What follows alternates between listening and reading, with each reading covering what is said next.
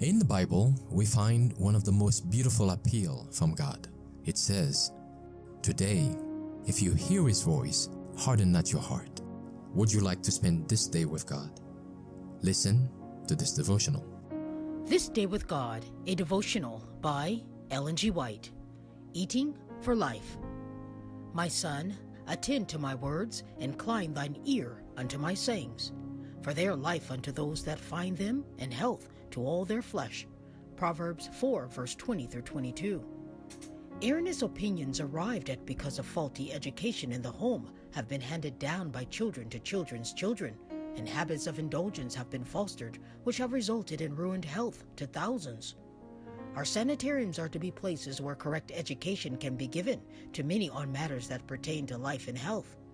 The habits of eating should be carefully guarded, that none should make themselves sick by indulgence of appetite. The Lord is not pleased when His people, bought by the sacrifice of His beloved Son, thoughtlessly injure themselves by wrong habits of living. As we pass through this world, we should seek to instruct all who will be taught how to avoid and how to overcome self-indulgent practices.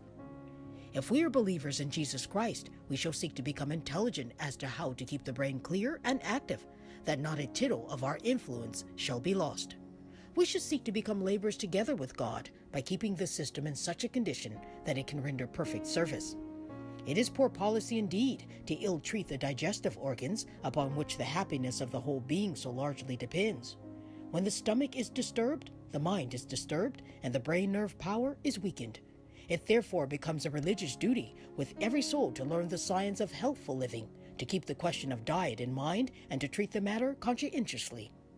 The Apostle Paul declares to us that we are not our own, that we are bought with a price.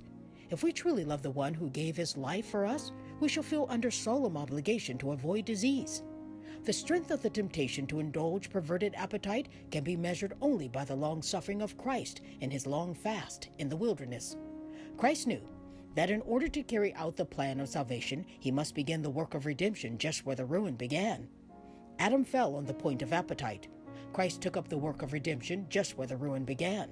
The same is true of our experience. We are to begin the work of reform just where the work of degeneracy is so keenly felt.